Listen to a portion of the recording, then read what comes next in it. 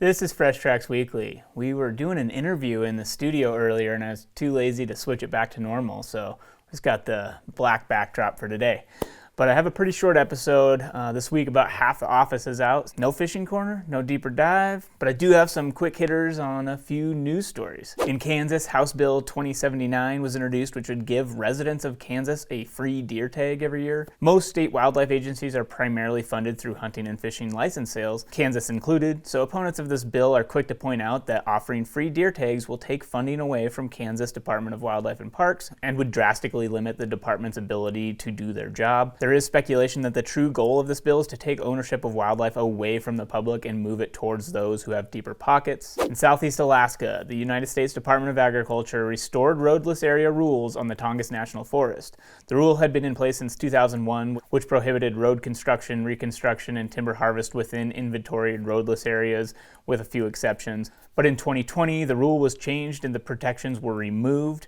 But now in this most recent move, it's back to the original rule. If you've seen any of our episodes in Southeast Alaska with Jim Bachtel, he often talks about the importance of old growth forests for winter range for Sitka blacktails, and also how very little true old growth forests still exist in Southeast Alaska. Much of the old growth on the Tongass has been logged and is now experiencing second growth, where timber grows up in uniformity and it often is very poor quality habitat. This scenario creates management challenges as opportunities exist to manage and harvest second growth timber in ways that create better habitat, but at the same time you want to protect those old growth stands where you have incredible wildlife habitat already. Critics of the roadless rule claim it hamstrings their ability to manage the timber, while proponents claim that the rule is important to protect the landscape. Really what we need to do is have Jim Bachtel on for a deeper dive on this subject.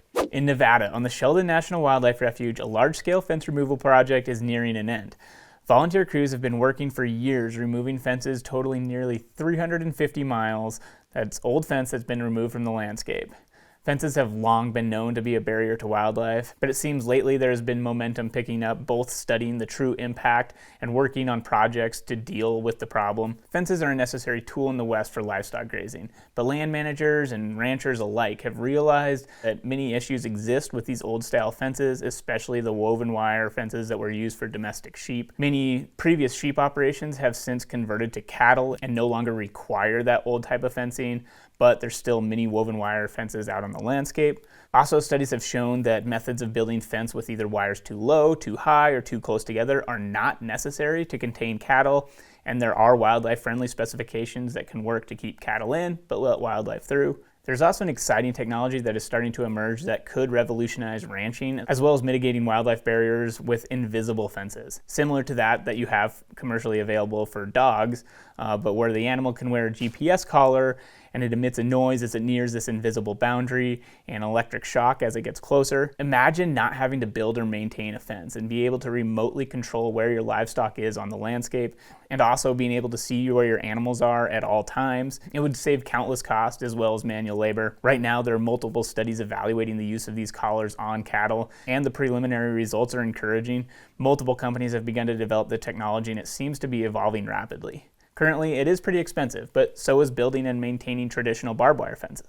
One could only imagine that wide-scale adoption will start to take place as it becomes more economical. Wild pigs may soon be in the northern United States. William up in Manitoba has been emailing me some super interesting information on this. Wild pigs are not native to North America and largely are considered a nuisance species, causing crop damage, native habitat damage, competing with and also directly killing native wildlife. Pigs will eat eggs, newly hatched birds, amphibians, snakes, and have also been documented eating white-tailed deer fawns. Because of how adaptable they are and their ability to thrive in a wide variety of areas, combined with their high reproductive rates and a lack of natural predators, the populations expand very rapidly. Pigs have been raised as livestock in Canada for a while. And being in a northern climate, many of these operations crossbred domestic pigs with wild boars to create a larger variety that survived better in the cold. Some of these pigs escaped and became farrow. Also in the early 2000s, the market for farm-raised boar crashed and many were just let free. Now, large populations of wild pigs exist in Canada and are inching closer to the US border, and realistically could have already crossed. Case studies show that hunting is not an efficient way to control them. They often become smarter at hiding, evading, and they become nocturnal. Research has also shown that ground trapping is one of the best methods for removal, where you catch the entire group at once. This becomes more difficult though as the pigs become more educated. It'll be interesting to see how the northern states react and handle the situation when they inevitably show up. On the bright side, there are now a lot of examples of what not to do when they show up. This week, the Montana Elk Citizens Coalition held their Elk Camp at the Capitol, where speakers came together on the Capitol lawn to talk about elk management in Montana. The coalition was formed after last legislative session, in which a number of bills were introduced that moved towards privatizing wildlife and creating worse situations for the public landowner. The coalition is designed to work towards a common goal of having, quote, equitable management of elk for all. The speakers included Governor Greg Gianforte, former Fish, Wildlife, and Parks Commissioner Pat Byworth, Montana Outfitters and Guides Association President Dustin Crary, and two Montana lawmakers, Senator Jeff Wellborn and Representative Tom France. Governor Gianforte was behind some of these past ideas that so many Montanans got fired up over during this last session, but it sounds as though he and other stakeholders involved in this are a little more aware of what they can and cannot get away with, especially as it pertains to Montanans elk hunting. Gianforte attempted to rally the crowd, mentioning recent successes of creating a new wildlife management area, along with expanding an existing one. Critics noted the hypocrisy of the governor's statements, as one of the big funding mechanisms for those purchases came from Habitat Montana. And recently, Gianforte's budget proposal took money that was dedicated to Habitat Montana and rerouted it. But the overall theme at Elk Camp at the Capitol seemed to focus around finding common goals and to start with a consensus package of bills. There were a number of proposals that were brought up. One of them involves doubling the maximum payment to landowners for block management. Block management is Montana's public access program where the state pays private landowners to allow public hunting. This bill would make the program a little more competitive with outfitters or hunt clubs leasing up land. Another goal of the coalition was to urge lawmakers to use $200 million towards establishing the Montana Legacy Trust. It would be a permanent trust account to improve land and wildlife at local levels throughout Montana on both public and private land. The state has a $1.8 million surplus during this budget cycle, allowing for a unique opportunity to allocate some of the money towards this trust. Another set of bills focuses on allocations of tags to private landowners. Montana currently allocates 15% of special permits to private landowners that own sufficient land within the hunting district. A new bill would change how non-resident landowners owning more than 2,500 acres are given preference to those tags, but would also be restricted to hunting their own deeded land.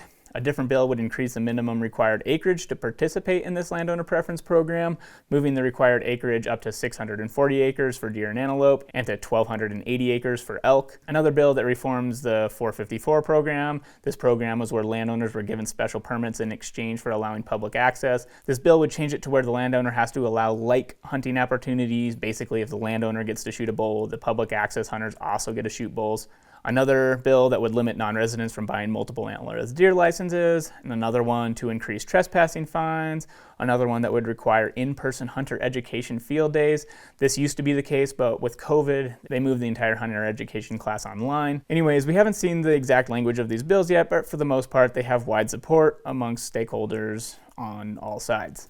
There seems to be somewhat of a truce currently where both sides are agreeing to not go after certain things. We'll see if it lasts. Well, it's a short episode this week. Next week we'll be back at it and hopefully with some updates from Randy and Michael and what they've been up to. And also you can feel free to email us at weekly@freshtracks.tv. I'll put the email in the description if you have anything that you want to share with us. Thanks for watching.